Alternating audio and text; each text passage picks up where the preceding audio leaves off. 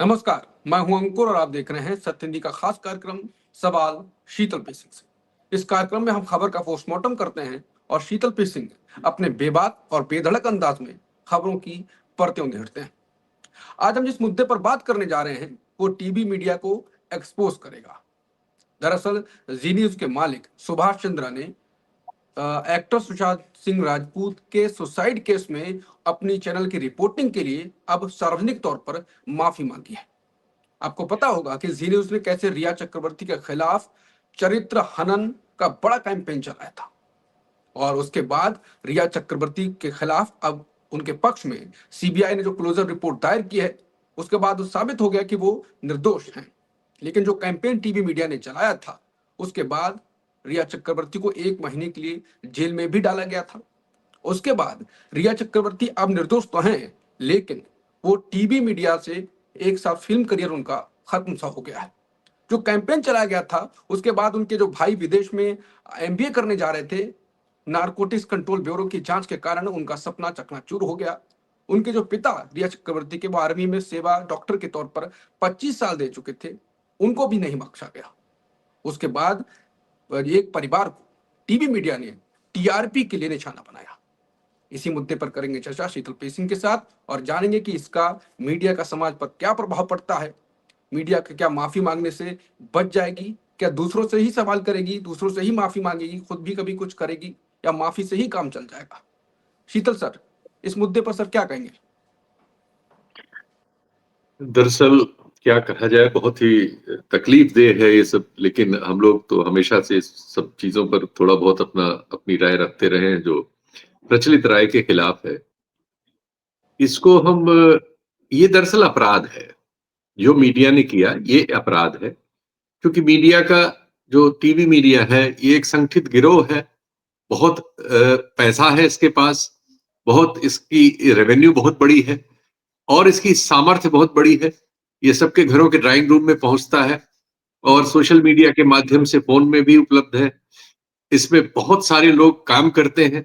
अगर ये सब लोग मिलके किसी एक साधारण परिवार, जैसे इस रिया का परिवार है जो एक साधारण लोअर मिडिल क्लास परिवार है, एक नौकरी पेशा मतलब फैमिली के बच्चे जो अपने जीवन में कुछ करने की कोशिश कर रहे हैं और उनके यहाँ एक दुर्घटना में वो फंस जाते हैं।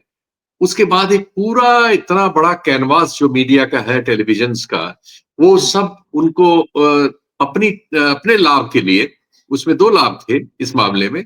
एक तो राजनीतिक लाभ था, उस समय की जो राजनीतिक जो आज भी हैं जो लोग, उनको इससे राजनीति में फायदा मिलना था बिहार के पॉलिटिक्स में, और इस वजह से वो उसको तूल दे रहे थे। और स्थानीय स्तर पर जो वहां शिवसेना की और वो जो सरकार थी, उसमें कुछ अफवाहें डाल के उनके बेटे को उसमें शामिल कर रहे थे, जिसमें अभी तक कुछ कुछ बातें होती रहती हैं। इसलिए उसका एक राजनीतिक महत्व था विपक्ष को पे हमला करने का। और ये जो हमने मीडिया अब गढ़ लिया है पिछले 10, 12, 15 साल में, ये अब एकदम क्रिमिनल मीडिया है, ये अपराधी है। लेकिन चूंकि ये इतने समर्थ हैं, सरकार का भी इनको समर्थन है, आर्थिक रूप से बहुत संपन्न बैकग्राउंड से ये लोग हो जाते हैं, तो साधारण जनता इनसे सिर्फ उत्पीड़ित हो सकती है, बच नहीं सकती और इनके खिलाफ कुछ नहीं कर सकती। ये जो इनको अभय हस्त मिला हुआ है, उसने इनको मतलब डाकुओं में बदल दिया है और उसके फायदे हैं। आप देखिए कि अर्नब गोस्वामी जो है वो सैकड़ों करोड़ के मालिक हैं, जिन्होंने सबसे ज्यादा इसमें इस मामले को उछाला और शीर्षक दिए और इस लड़की का जीवन बर्बाद किया। अर्नब गोस्वामी, वो सैकड़ों, पत्रकारिता में हम लोगों ने पूरा जीवन पत्रकारिता की है, अनेक लोगों ने की है। पत्रकारिता में इतना पैसा नहीं था, टेलीविजन आने के बाद इसमें पैसा आया और उसके बाद फिर इसमें अपराध आया और अपराधियों ने धीरे धीरे इसका नेतृत्व कर लिया।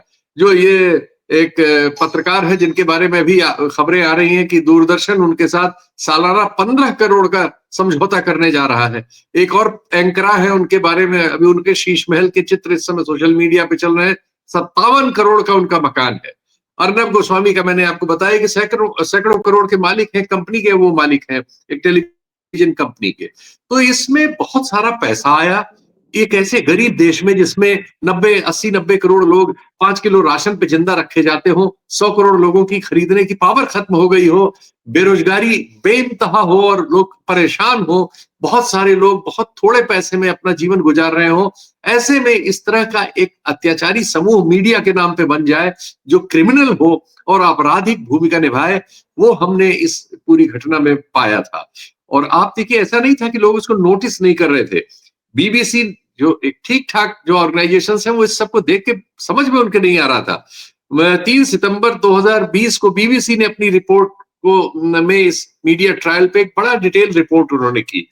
इसके बाद हाई कोर्ट में अक्टूबर में महाराष्ट्र हाई कोर्ट में 2020 में उन्होंने इस पर टिप्पणी की, क्या हो रहा है? ये मीडिया क्या कर रहा है? ये अलग से ट्रायल, ये सीआरपीसी को मीडिया कैसे संचालित कर सकता है? लेकिन मीडिया करता है। हमारे देश में हम देखते हैं इतिहास मीडिया गढ़ता है। ऐसे लोग जिन्होंने इतिहास के कभी विद्यार्थी भी ठीक से नहीं रहे हों, वो इतिहास के फैसले करते हैं टेलीविजन चैनलों के स्टूडियो में। दुर्भाग्य ये है कि विज्ञान, इतिहास, अतीत, वर्तमान, अर्थशास्त्र, अपराध, इन सब चीजों के फैसले टेलीविजन चैनलों में होने लगे और वही लोग सब चीजों के विशेषज्ञ बन जाते हैं। वो एंकर जिनको सामान्य ज्ञान भी होता है, उसके बारे में भी शक है। और दूसरा, हमारे यहाँ जो जाति के आधार पर विभाजित समाज है और जिसमें बहुत दुर्गुण पहले से है, इस पूरी व्यवस्था में ही बहुत दुर्गुण है जाति के नाम पर। तो ये पूरा पूरा जो मीडिया है, इसमें एक खास हिस्से का समाज का जो पहले से ही साधनों पर बैठा हुआ है और चीजों पर उसका कब्जा है, उसी का बोलबाला है। तो उसी की जो सोच समझ है, वो इसमें चलती रहती है और हम इसका प्रतिफल देख रहे हैं कि साधारण लोगों का, किसान का, मजदूर का, इसका प्रतिनिधित्व ही गायब है। या तो ये विलेन बनाए जाते हैं और या फिर इनकी अनदेखी की जाती है। ये खबरों से बाहर है। खबरें इसी तरह की होती हैं जैसे आपने इस कार्यक्रम में आपने रखी है कि कोई एक इन्हें विक्टिम मिल जाए जिससे इनको टीआरपी मिले या जिसमें कोई राजनीतिक लाभ इनके आकाओं का हो, वो पूरा करने के लिए ये कहीं और किसी सीमा तक जा सकते हैं और ये फिर अपने को ही स्वयं देशभक्त भी घोषित कर लेंगे। और उस जमाने के टाइम्स नाउ हुआ, रिपब्लिक टीवी हुआ, जी न्यूज हुआ, जिसने अभी अब स्वीकार किया है, हालांकि उन्होंने उसमें ये कहा है कि इन फैसलों में उनकी कोई भूमिका नहीं थी। उस समय का जो एडिटोरियल स्टाफ था उनका, संपादक और अन्य लोग, वो लोग उसके लिए जिम्मेदार थे। तो अब वो लोग कहाँ हैं? क्या वो इस नोट को पढ़ने के बाद सामने आएंगे और अपनी गलती कबूल करेंगे? कोई कबूल कर रहा है उन पर? अब वो बेचारी अगर मानहानि का मुकदमा इन लोगों पर करे तो करोड़ों रुपए का मामला होगा और उसकी बहुत फीस लगती है कोर्ट में। वकील की फीस से ज्यादा इन मुकदमों में जितने का आप मुकदमा करते हैं उसका कुछ परसेंटेज आपको कोर्ट में जमा करना होता है। तो जाहिर है कि हर आदमी इस सब में अब लाखों रुपए इस पे खर्च कैसे कर सकता है अपने मान को वापस लाने के लिए? तो ये पूरी प्रोसेस ऐसी है जो प्रोसेस में ही सजा दे देती है और ये लोग उसका लाभ उठा रहे हैं जो समर्थ हैं। हमारे सारे इंस्टीट्यूशंस जो स्वायत्त शासी हैं, सभी वेपनाइज कर दिए गए हैं। ये तो प्राइवेट इंस्टीट्यूशंस हैं मीडिया के, लेकिन ये सब अपने स्वार्थों में अपने आप को इन्होंने सरकार के पक्ष में वेपनाइज कर लिया है और ये इस तरह के अपराध खुलेआम लोगों के विरुद्ध कर रहे हैं और इस तरह की सजा निर्दोष लोगों को दे रहे हैं। और एजेंसी भी देखिए, सीबीआई ने कितना वक्त लगाया इसको करने में। पिछले 4 सालों से तो कोई जांच वो नहीं कर रही थी, किसी से कोई नोटिस भी नहीं, किसी से बात भी नहीं। हम लोग जानते हैं कोई डिटेल्स नहीं थे, तो उन्होंने भी पूरा ठंडा होने दिया। जब उन्हें राजनीतिक लाभ जिनको लेना था उन्होंने राजनीतिक लाभ ले लिया, जिन्होंने आर्थिक लाभ लेना था उन्होंने आर्थिक लाभ ले लिया। एक परिवार का जीवन, उससे जुड़े लोगों का जीवन तहस नहस हो गया। सब होने के बाद, इतने वक्त के बाद, उन्होंने जब कई चुनाव हो लिए, कोई नुकसान अब नहीं बचा, तब उन्होंने वो रिपोर्ट एकाएक चुपके से कोर्ट में दाखिल कर दी। वो बात जो सबको पहले दिन से पता थी, वो बात स्थापित होने में एक पूरा मतलब एक पूरी तबाही की कथा कंप्लीट हो गई और उसके बाद ये जाके रिपोर्ट दाखिल हुई। ये हमारी परिस्थिति है, ये इतनी दुर्भाग्यपूर्ण है कि चलिए, एक आदमी आया किसी तरह से, किसी ने कहा, एक ये सोलेस है, लेकिन क्या इसको कहा जाए, एक मतलब मीडिया से ही जुड़े होने के नाते खुद पे भी, अपने काम पे भी और अपनी संगत पे भी बहुत अफसोस होता है। लेकिन बहुत कुछ ये कहा जाए कि है नहीं, हम लोग सिवाय इसके कि इस बात को उठाते रहें।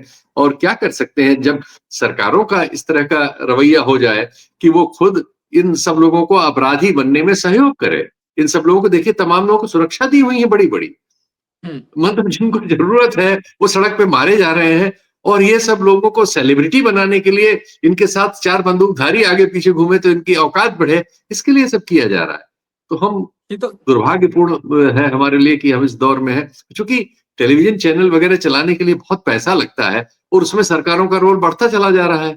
क्योंकि सरकारें अगर विज्ञापन का पैसा उनको नहीं देंगी तो चल ही नहीं पाएँगे। तो ये पूरी तरह से निर्भर हो गए हैं, और इसीलिए अब ये पूरी उसी विचारधारा के लिए जनता के विरुद्ध अपने कर्तव्य में लिप्त हैं। इनको देश में विभाजन हो जाए, सांप्रदायिक दंगा हो जाए, लोगों का जीवन बर्बाद हो जाए, इससे सबसे किसी से कोई मतलब नहीं, सिर्फ अपने निजी लाभों में ये सब संलग्न है और अपने सांस्थानिक लाभों में संलग्न है। ये बहुत दुर्भाग्यपूर्ण। आखिरी सवाल, शीतल सर, अगर कोई गलत रिपोर्टिंग हो जाए किसी पत्रकार से तो वो माफी मांगे तो लगता है कि हाँ गलत रिपोर्टिंग हुई और उसने जानबूझ के ये काम नहीं किया। रिया चक्रवर्ती के खिलाफ तो जानबूझकर ये अभियान कैंपेन चलाया गया था, उन्हें पता था, उसके बावजूद भी चलाया गया था। मीडिया ट्रायल ने जो नुकसान किया वो आप बता ही चुके हैं कि, और मैं भी शुरुआत में बता चुका हूं कि कितना बड़ा नुकसान उनके फिल्म करियर को ही लेकर कर दिया। तो क्या लगता है केवल माफी काफी है?